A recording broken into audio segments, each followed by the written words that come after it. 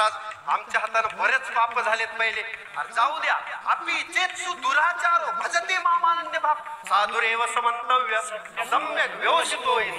किती पाप होऊन किती पाप झाला असेल. अहो त्या वाल्या पोळे इतकं तर नाही. ब्रह्महत्या राशी पातके अपार तरी सुद्धा वाल्मिक किंकर वंद्य केला. झाला की नाही वंद्य.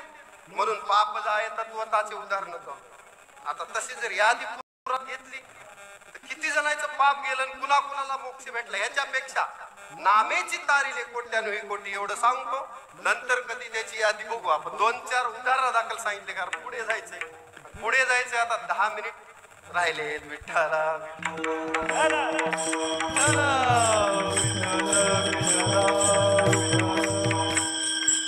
गीताच मोक्षदायिनी.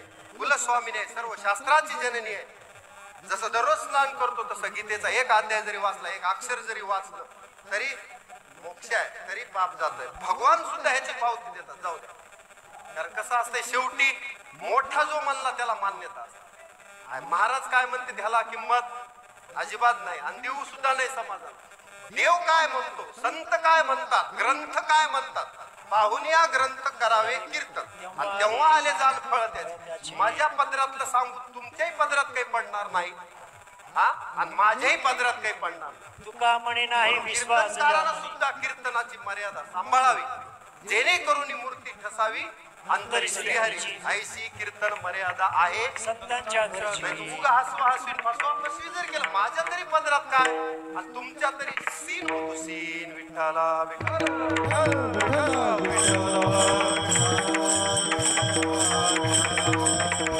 मोठ्याच आहे का. पाप जात नामदेवरायांनी सांगितलं. पाप जात देवानच गीतेत सांगितलं. 18व्या अध्यायात सर्व धर्मान परित्यज्य मामेकं शरणं व्रज अहं त्वां सर्व पापेभ्यो मोक्षयिष्यामि मा शुचः.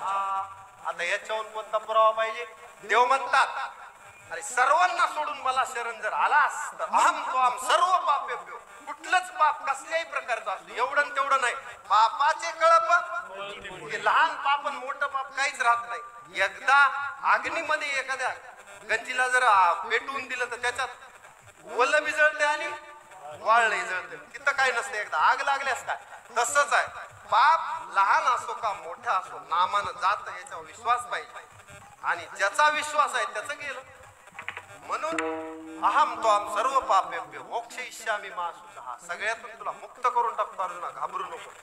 आणि हे जे आहेत तू ज्याला म्हणतोस ते मीच मारलेले त्याच्यामुळं भगवंताला अर्जुनाला निमित्त करून भगवद्गीता आपल्याला दिली आणि युद्ध जिंकलं. पांडवांचा विजय झाला म्हणजे धर्माचा विजय झाला. एका अर्थाने हे युद्ध काय राज्यासाठी नव्हतं, निमित्त होतं. परंतु धर्म आणि अधर्म याच्यामधलं युद्ध होतं. ते भगवद्गीतेत अर्जुन आणि श्रीकृष्णाचा जो संवाद आहे तो आपण 2 तासात पूर्ण करू शकत नाही. तरी सुद्धा थोडक्यात घेण्याचा प्रयत्न केला. विठ्ठला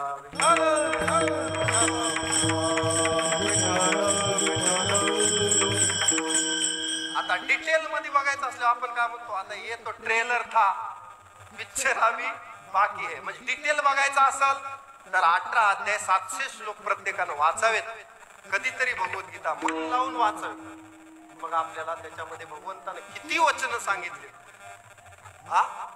एखादा भक्त आहे तो कधीच वाया जात नाही. देवानं सांगितलं त्याचा पाप नाही आणि त्याचा जन्म इह जन्मनी वा जन्मांतर म्हणजे इह लोक परलोक त्याचा चांगला होऊन बसतो. क्षिप्रम भवती धर्मात्मा.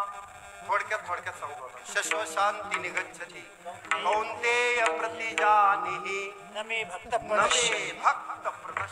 माझा भक्त कधीच नाश पावत नाही. ठळक बात.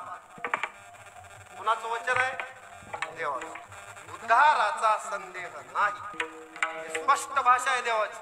याच्या काही सेवका कसलाही सेवक असू द्या त्याला वाया जाऊ नाही. कल्याण कृत कश्चित दुर्गतीतात गच्छति. त्याची दुर्गती होऊ देत नाही. आणखी वचन आहे योगक्षेमं वहाम्यहं. पण कसा भक्त पाहिजे. अनन्यास चिंतयन्तो मां ये जना पर्युपासते तेषां नित्याभियुक्तानां योगक्षेमं वहाम्यहम्. जो होय मद अनन्य शरण त्याचे निवारी मी जन्म मरण या लागी शरणागता शरण नीची. नीची. म्हणून देवाला शरण देवाशी जाता भले. म्हणून आपल्याला सुद्धा जन्म मृत्यूतून सुटायचंय, पाप सोडवायचंय, बंधन सोडवायचे. तर लक्ष चौऱ्याऐंशी करा सोडून गाया अहम तो हम सर्व पापेभ्यो. त्याला शरण आलं म्हणजे सर्व धर्मां परित्यज्य यायचं. मामेकम शरणमृत म्हणजे एकट्या देवालाच. आपलं कसं असतंय, दोन थरावर दोन डगरीवर राहत. जमलं तर बघू, नसलं तर जाऊ दे. म्हणजे विश्वास पूर्ण नाही आपला देवावर सुद्धा विश्वास नाही. माझ्या मनासारखं जर देवानं केलं तर मग, नाही तर नाही. तसलं नसतंय. माझ्या मनासारखं ह्या जगात होत नाही. त्याचं कारण प्रारब्धाचं गाठोडं ज्याचे त्याच्या सोबत आहे. त्याच्यानुसार आगा कर्मी जे उरावे ते सुख दुःखी फळावे आणि ते भोगावया यावे. ते हा एक मग ते प्रत्येक जण प्रारब्ध भोगायला, मग प्रत्येकाचं वेगळं असतात. कारण पहिल्या जन्माचं सिद्धोरी कुण काय घेऊन आलाय कुणालाच माहित नाही. म्हणून प्रत्येकाचं जीवन भिन्न. तुमच्या मनासारखं देव वागत नाही. देवाच्या मनासारखं तुम्हाला चालायचं असेल तर भगवद्गीता सांगते मम वर्तमान वर्तनते इति मनुष्य. जो माझ्या मार्गाने जातो तो मनुष्य. विठ्ठला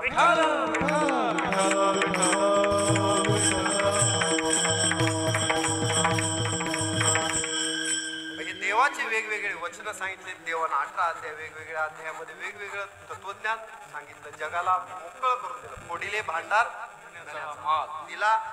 आता नंतर कधी भगवद्गीतेतले वेगवेगळे वचन नंतर पाहू कधी ना कधी. आज जेवढे झाले तेवढे झाले. वेळेची मर्यादा आहे. अभंगाचं प्रथम चरण आतापर्यंत झालं असं म्हणजे थोडक्यात. तसं आता बाकीचे पण आता राहू द्या. मग नामदेवराय म्हणतात पाप जाय तत्वता मोक्ष जोडे. बर नामदेवराय गीतेचा महिमा जर एवढा आहे हा, तर आमचे बंधन का सुटत नाहीत? सुटतील का बंधन?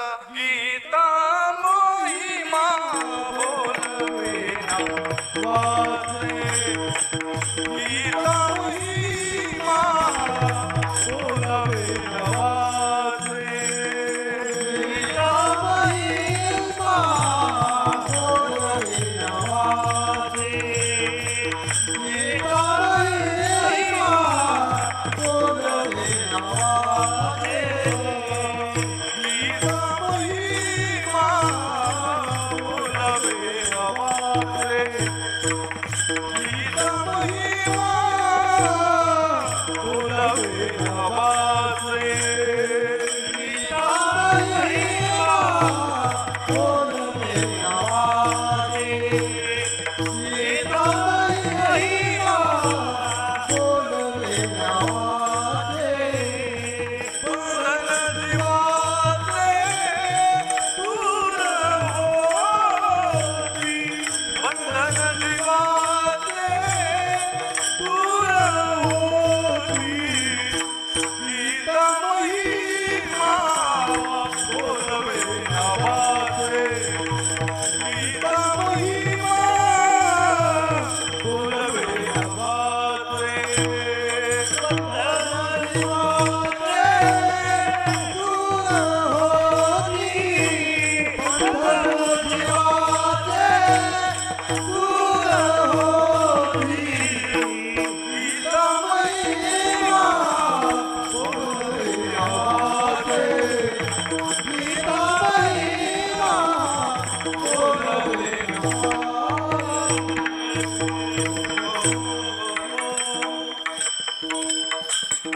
श्री संत नामदेवराय अभंगाच्या ध्रुव चरणात म्हणतात गीता महिमा बोलवे ना वाचे आणि बंधन जीवाचे दूर होती.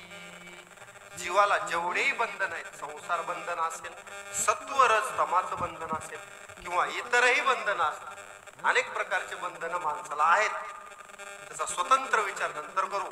त्याच्यामध्ये जेवढेही बंधन आहेत त्या बंधनातून तुटती भवाची बंधने येणे साधती साध. येणे साधती साधन तुटती भवाची बंधने. भवबंधन सगळ्यात मोठं बंधन. हरिप्राप्तीची उपाय धरावे संताचे ते. भवबंधन तोडायचं. तुकाराम महाराज वैकुंठाला गेले, त्यांनी भवबंधन नाही कायाच काळाच्या ताब्यात दिली नाही. सगळ्यात म्हणजे तुकोबा राहायचं सदैव वैकुंठ गमन झालं. काया काळाच्याच ताब्यात नाही. कुणालाच काया घेऊन फिरता येत नाही. मृत्यू लोकातून तुकोबा राहाय सुटले. आपल्यालाही बंधन जीवाचे तेच हायेस्ट बंधन झालं. जीवाचं बंधन तर इथले तर तोडलेच त्यांनी. मायेचेही बंधन तोडले, सत्वरस्तमाचे तोडले, भावबंधन तोडले, मुक्त झाले, देवच झाले. देवची होईन ते म्हणती ते देवची तरी का चित्ती न धरावे. मग झाले की नाही हे उदाहरण आहे. शुक याज्ञवल्क्य दत्त कपिल